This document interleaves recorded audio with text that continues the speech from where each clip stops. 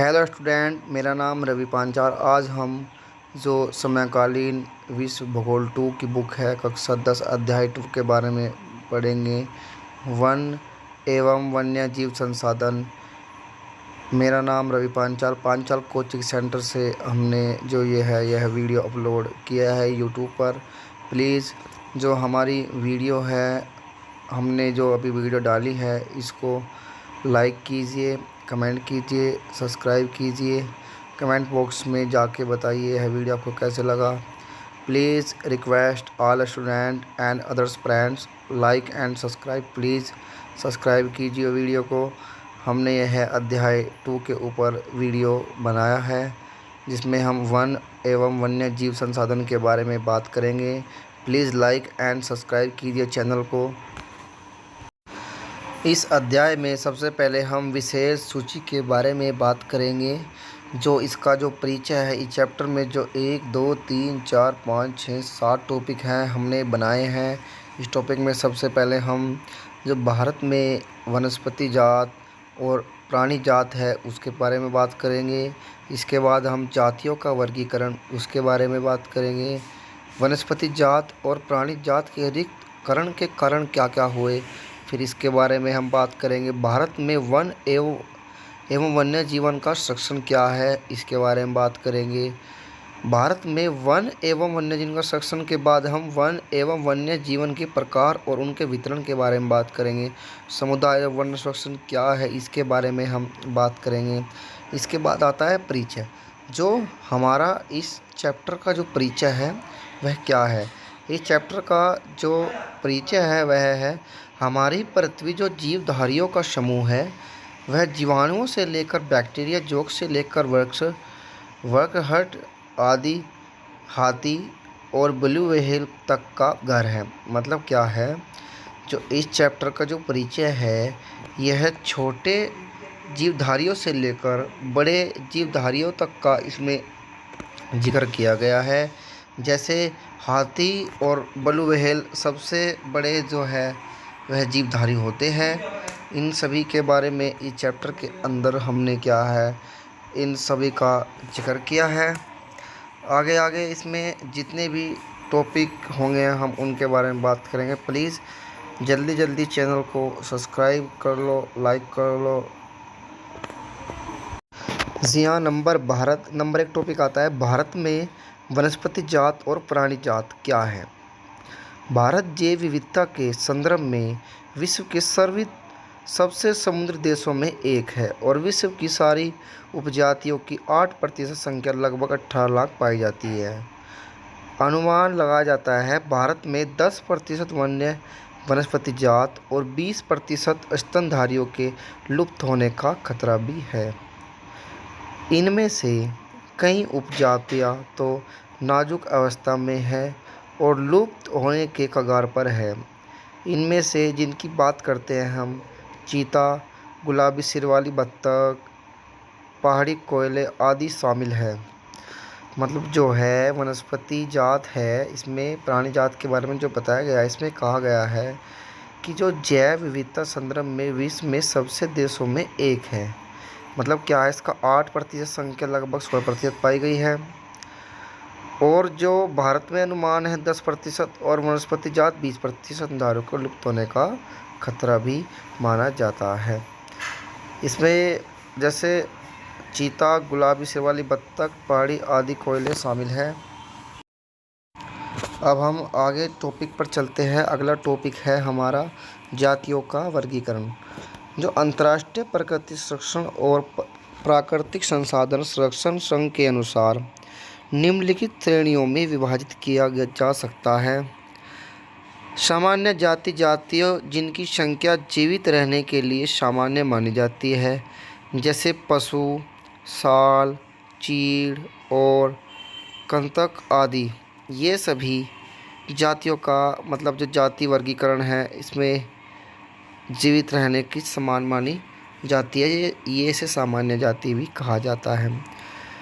एक सुबेक जातियाँ वे जातियाँ जिनकी संख्या घट रही है यदि इनकी संख्या पर विपरीत प्रभाव डालने की परिस्थिति नहीं बदली जाती है और इनकी संख्या घटती रहती है तो यह संकटग्रस्त जातियों की श्रेणी में शामिल हो जाएगी।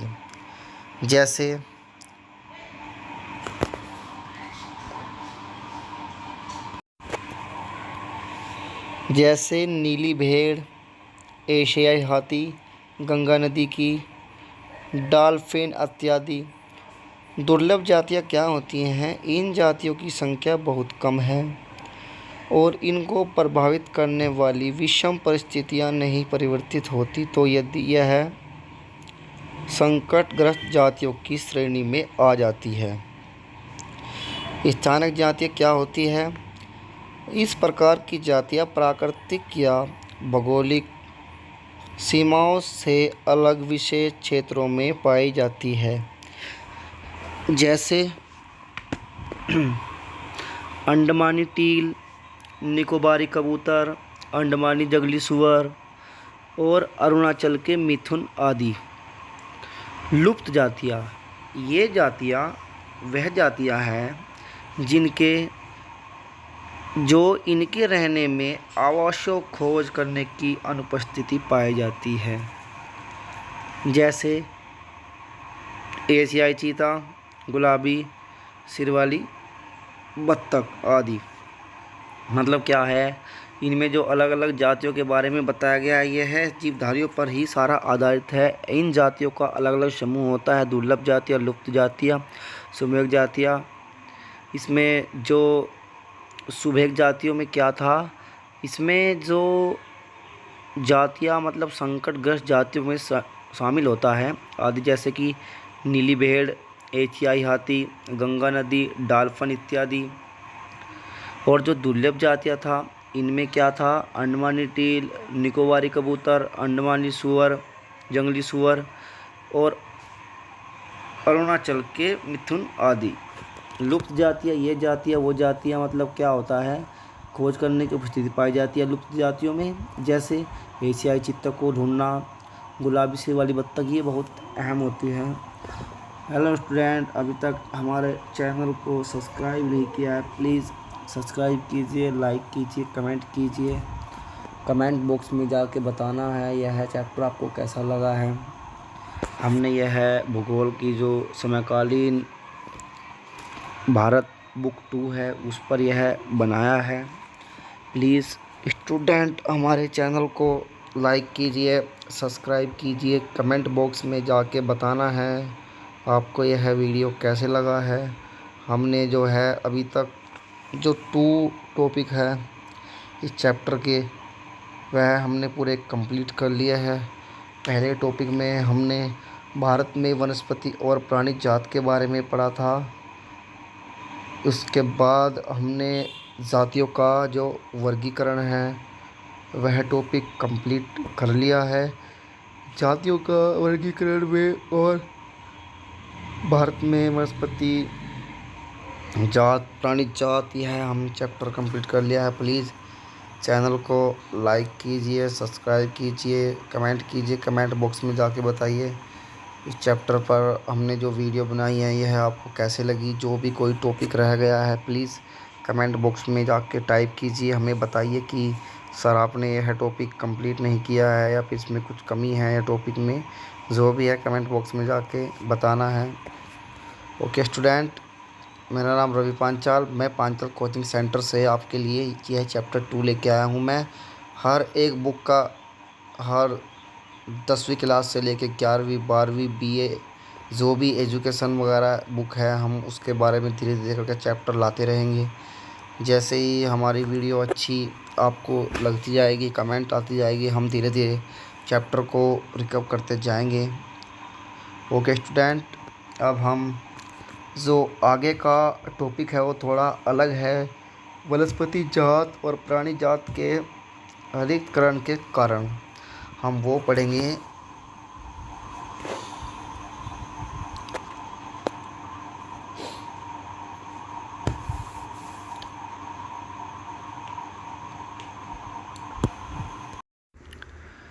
अब हम वनस्पति और प्राणी जात के रिक्त स्थान के कारण के बारे में बात करेंगे। मनुष्य मनुष्य प्रकृति को संसाधनों में परिवर्तन कर वनों और वन्य जीव से प्रत्यक्ष या परोक्ष रूप से लकड़ी, छाल, पत्ते, रबड़, दवाइयाँ, भोजन, ईंधन, चारा, खाद इत्यादि प्राप्त करता है, जिनसे वन और वन्य जीवन को नुकसान पहुंचाया गया है। मतलब क्या था, जैसे मनुष्य ने प्रकृति में संसाधनों का परिवर्तन किया और उन वनों कर जैसे रूप से लकड़ी, छाल, रबड़, दवाइयाँ, भोजन इत्यादि प्राप्त करता था, जिससे वन और वन्य जीवन को बहुत क्या पहुंचाया गया था, नुकसान। वनस्पति और प्राणी जात के रिक्तकरण के निम्नलिखित कारण हैं: बड़ी विकास परियोजनाएं, स्तनधारी खेती, खनन, पशुचारण एवं ईंधन इत्यादि, जनसंख्या, जैव विविधता को कम करने वाले कारक, वन्य जीव के आवास का विनाश, जंगली जानवरों का मरना व आखेटन, पर्यावरण प्रदूषण, विस्तीर्णकरण, दावानल। इसमें क्या था, वनस्पति जात और प्राणी जात के रिक्त कारण क्या थे, इनमें निम्नलिखित कारण बताए गए हैं, जैसे बड़ी विकास योजना, स्थायी खेती, खनन, पशुचारण, ईंधन इत्यादि, जनसंख्या। ये सब इसी के अंतर्गत आने वाले निम्नलिखित रिक्त कारण हैं, जिनके द्वारा ही वनस्पति जात और प्राणी जात के रिक्त स्थानों की संबंधित का विकास हुआ है। इन सब से मिलकर ही वन और वन्य जीवन को मतलब क्या था, जहाँ जैव विविधता को कम करने के कारक, वन्य जीव के आवास का विनाश, जंगली जानवरों को मारना व आखेटन, प्रदूषण, विस्तीर्णकरण और दावानल आदि। प्लीज़ फ्रेंड्स सब्सक्राइब कीजिए, लाइक कीजिए, कमेंट बॉक्स में जाके बताना है आपको यह वीडियो कैसे लगा है। भारत में वन एवं वन्य जीवन का संरक्षण से परिस्थिति विविधता बनी रहती है तथा हमारे जीवन साध्य संसाधन, जलवायु और मृदा बने रहते हैं। पर्यावरण संरक्षण के राष्ट्रीय वन जीवन सुरक्षा कार्यक्रम की पुरजोर मांग पर भारतीय वन जीवन रक्षण अधिनियम 1972 में लागू किया गया, जिसमें वन जीवन के आवास रक्षक के अनेकों प्रावधान थे। इस कार्यक्रम का उद्देश्य बची हुई संकटग्रस्त जातियों के बचाव, शिकार प्रतिबंध, वन्यजीव आवासों का कानूनी रक्षण तथा जंगली जीवों के व्यापार पर रोक लगाना था। केंद्र सरकार व कई राज्य सरकारों ने राष्ट्रीय उद्यान और वन्य जीव पशु विहार स्थापित किए। केंद्र सरकार ने कई परियोजनाओं को भी घोषणा की, जिनका उद्देश्य गंभीर खतरे में पड़े कुछ विशेष वन्य प्राणियों का रक्षण प्रदान करना था। इन प्राणियों में बाघ, एक सींग वाला गैंडा, कश्मीरी हिरण अथवा हंगूल, 3 प्रकार का मगरमच्छ, शवज जल मगरमच्छ, लवणीय जल मगरमच्छ और घड़ियाल, एशियाई शेर और अन्य प्राणी शामिल है। 1973 में भारत सरकार ने बाघों के संरक्षण के लिए प्रोजेक्ट टाइगर की शुरुआत की, जिसका उद्देश्य बाघ जैसे संकटग्रस्त जाति को बचाना था। वन्य जीवन अधिकांश 1980 और 1986 के तहत सैकड़ों तितलियां, पतंगों, भुरंगों और एक ड्रैगन फ्लाई को भी सुरक्षित जातियों में शामिल किया गया।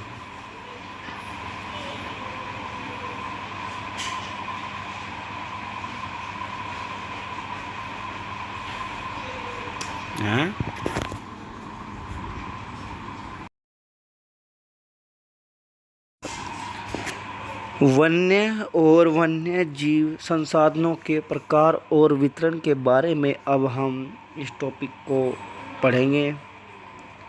भारत में अधिकतर वन और वन्य जीवन या तो प्रत्यक्ष रूप में सरकार के अधिकार क्षेत्र में या वन विभाग अथवा अन्य विभागों के जरिए सरकार के प्रबंध में।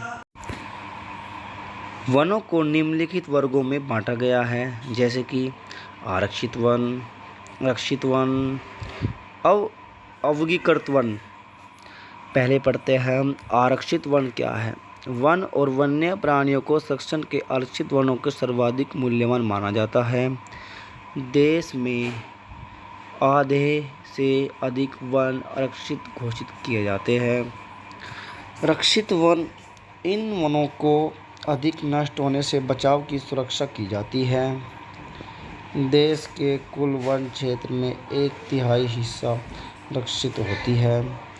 अवगीकृत वन अन्य सभी प्रकार के वन और बजरंग भूमि जो सरकार, व्यक्ति और समुदाय के शामिल होते हैं, अवगीकृत वन कहलाते हैं। समुदाय और संरक्षण। वन हमारे देश में कुछ मानव प्रजातियों के आवास भी है। भारत के कुछ स्थानों में स्थानीय समुदाय दीर्घकाल में अपनी आवश्यकताओं की पूर्ति के लिए सरकारी अधिकारियों के साथ मिलकर अपने आवास स्थलों का संरक्षण में जुटे होते हैं। जी हाँ, हमने वन संसाधन के बारे में अभी बात की है। इस टॉपिक में हमने 3 बातों की ओर ध्यान दिया है। आरक्षित वन, रक्षित वन, अवगीकृत वन। प्लीज़ हमारे जो चैनल है इसको सब्सक्राइब कीजिए, लाइक कीजिए, कमेंट बॉक्स में जाके बताइए आपको यह वीडियो कैसा लगा। वीडियो बनाने के बाद हमने अगले चैप्टर पर भी एक वीडियो बना के रखी है। हम उसे 2 या 3 दिन बाद पोस्ट करेंगे।